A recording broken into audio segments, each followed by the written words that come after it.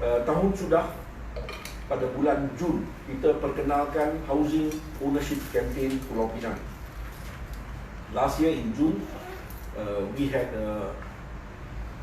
launched the HOC or Housing Ownership Campaign for Penang for a period of 1 year, iaitu ia berakhir pada 9 Jun, iaitu minggu sudah pada hari Rabu, iaitu hari persidangan exco kita, di mana pada tarikh itu kita telah pun setuju untuk melanjutkan Housing Ownership Campaign Pulau Pinang ini untuk 1 tahun lagi. Di negara Malaysia juga ada Housing Ownership Campaign. In the country there is also a similar HOC whereby there are several incentives being given at the federal level. That also was extended, but it was extended only till December this year. Tapi di Pulau Pinang kita ambil pendekatan, kita hendak lanjutkan untuk 1 tahun. Kita harap mungkin kerajaan pusat boleh pertimbangkan sama seperti Pulau Pinang untuk lanjutkan 1 tahun. Seperti di Pulau Pinang kita lanjutkan kepada Jun 30, 2022. Diharapkan pihak pusat dapat lihat sama ada ini boleh dibuat juga. Kerana kita dalam satu keadaan di mana perlu ada bantuan terhadap pembeli perumahan, terutamanya perumahan mampu milik. Perumahan mampu milik yang pertama, perlu ada bantuan terhadap golongan ini. There must be assistance to them. So in Penang, what we have done is we have got our affordable housing programs, whereby on the island our price ceiling is 300,000, whereas on the mainland it is 250,000. But during the HOC, including the one that is being extended now, keputusan adalah kita akan bantu pembeli dengan kurangkan harga sebanyak 10%. So there will be across the board, all our ranges, all our price ranges, because we have several price ranges, semua kita akan kurangkan sebanyak 10%. Dan ini kita akan lanjutkan masa dia untuk lagi 1 tahun. Nombor 1. Itu yang terpenting. Yang kedua, kita juga hendak terus galakkan pembinaan rumah mampu milik, terutamanya rumah kos rendah dan kos sederhana rendah. Not just rumah mampu milik sehingga 300,000. Di Pulau Pinang, harga rumah kos rendah adalah 42,000. Dan harga rumah kos sederhana rendah adalah 72,500. Dan keputusan juga diambil pada Rabu sudah oleh kerajaan negeri. Untuk kategori ini kita akan beri pemaju lebih insentif supaya mereka boleh bina lebih unit. Di peringkat ini, untuk rumah kos sederhana rendah, mereka dibenarkan membina 120 unit 1 ekar. They are allowed to build 120 units per acre for low medium cost. We have agreed to allow them to increase their density, whereby we are giving them a higher plot ratio up to 4, which means almost double the number they can build. Which means kita akan dapat lebih unit rumah kos sederhana rendah berharga 72,500. Itu hasrat kerajaan negeri Pulau Pinang, dan kita sememangnya akan pastikan ini berlaku dengan adakan polisi-polisi sebegini rupa. So that was another very important decision taken to ensure there is more stock and supply of low medium cost housing for the people of Penang. Of course, the other details of the housing ownership campaign, like I said, it is going to be extended. We already know what they are. So to all buyers and also developers out there, it is for 1 year till June, number 1. Number 2, a few new things like I said just now, where the low medium cost density is allowable, we are increasing. But also, pada pagi ini ingin saya nyatakan apa yang begitu penting sekali. Lembaga Perumahan Negeri Pulau Pinang yang sudah pun beroperasi bermula pada Januari tahun ini, sudah pun ada banyak mesyuarat. Lembaga ini diketuai oleh Ketua Menteri sendiri dengan saya sebagai satu daripada ahli dia, di mana kita telah ambil alih semua projek-projek perumahan di negeri Pulau Pinang, termasuk terutamanya projek perumahan mampu milik. Dan saya gembira untuk nyatakan selari dengan hasrat kita untuk adakan lebih rumah mampu milik pelbagai jenis.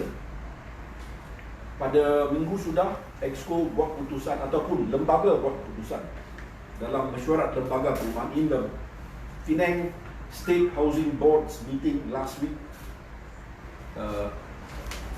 It was approved that the Housing Board will move with its first project under the Housing Board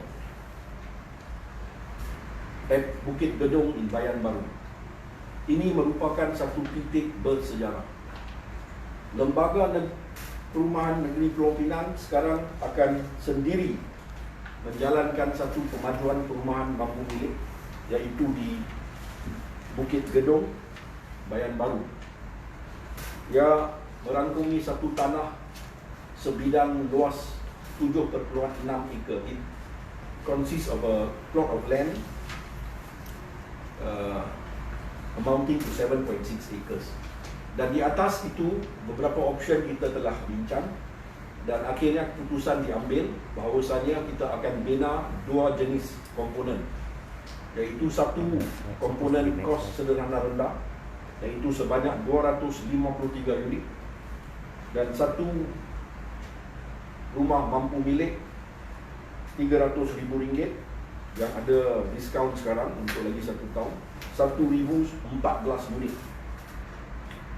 So keseluruhannya kita akan ada rumah mampu milik sebanyak 1,267 unit, di mana begitu baik sekali. Ini satu program di bawah Lembaga Perumahan Negeri. Saya ucapkan tahniah syabas kepada lembaga, tapi ada banyak kerja untuk kita buat kerana kita hendak merealisasikan projek ini dengan beberapa cepat mungkin. Dan saya gembira untuk nyatakan kalau kita lihat pada konsep yang kita ada banyak kemudahan dan sebagainya. Pelbagai kemudahan awam, kalau kita boleh lihat, ini adalah konsep dia. You can see the concept that we are looking at, with a lot of facilities that I think will compete with even the private sector, and that is the whole idea. This is the first of many more projects to come, but it is historical because it's the first. So this is what we foresee probably in about 3 years, 2025. Jangka kita, jangka masa untuk ia diselesaikan dalam tahun 2025. So I am very happy to be part of the team here, together with my Chief Minister, of course, who heads the board. But for the first time, the Penang State Housing Board has approved its first project of affordable housing, which will begin soon and hopefully will be completed according to the timeline, which is 2025. Now, ini adalah sebahagian daripada keseluruhan usaha kita, di mana sejak 2008 setakat hari ini saya ingin nyatakan, gembira saya nyatakan bahawasanya kita sudah pun hampir lebih daripada 50% sasaran kita untuk rumah mampu milik di Pulau Pinang. We have objective according to Penang Vision 2030 of 220,000 units of various types of affordable housing, and we are now at 119,116 units. which is 54.1%. Kita sudah pun capai 54.1% sasaran kita, iaitu 220,000, di mana kita berada di 119,116 unit yang sudah dibina, yang sedang dibina, yang sedang rancang untuk dibina. We have moved quite rapidly this year especially.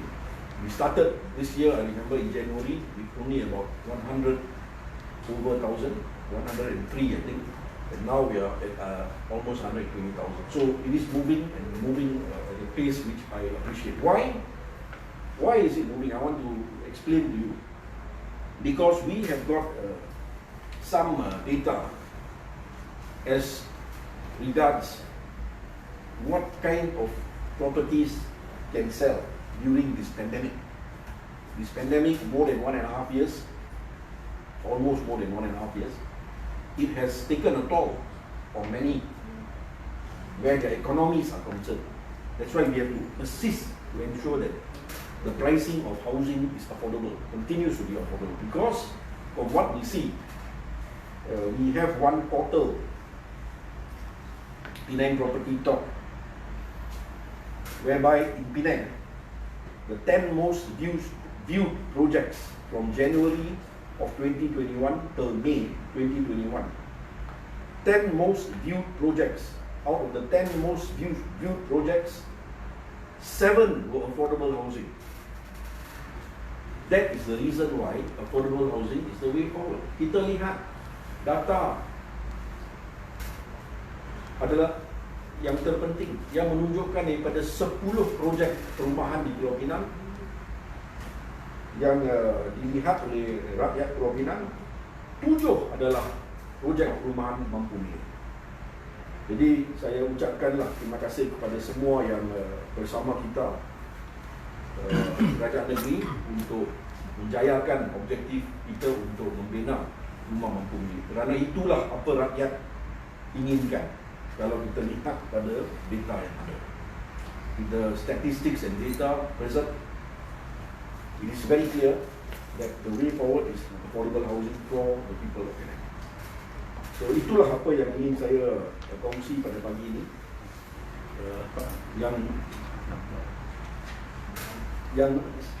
Yang saya tergembira sekali adalah menyatakan tentang projek pertama Lembaga Perumahan Negeri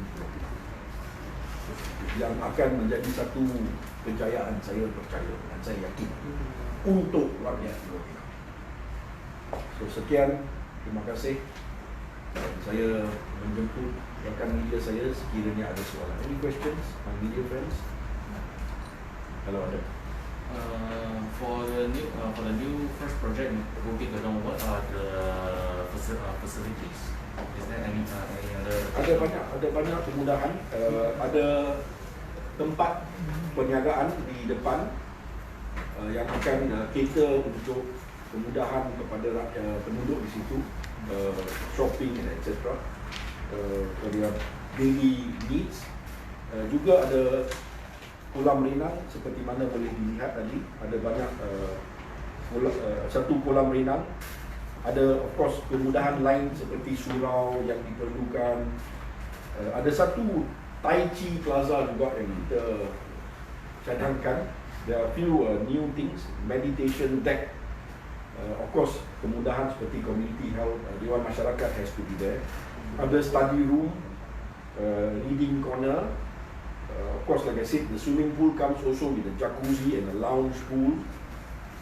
Of course, we have a children's pool as well untuk kanak-kanak, and of course we have a gym, which is as per our specification. But I think we have gone further, a few extra for this particular project. You have got the facilities there. This one, boleh tunjuk mereka.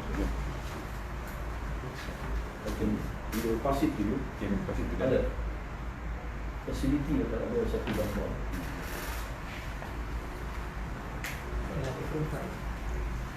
Okay, any other questions? Do you want to just kind of bring up to a different topics now, right? Sure.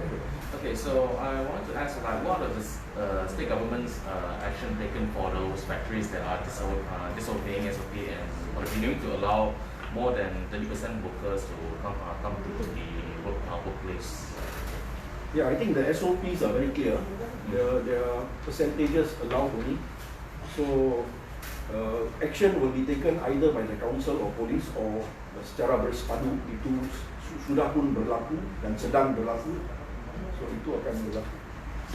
Is there any statistics so far for as of this year, whether Well, I can speak for the local councils because we have taken action at several areas where we find SOPs are not being complied with. I believe we are at 1,700 actions that have been taken of closure of these premises for a certain period until they comply, then it is open. But then it's ongoing. It is a live number. So we are at about 1,700 now, both sides here and also on the mainland. so Police, I don't have the figures, but you can confirm with them.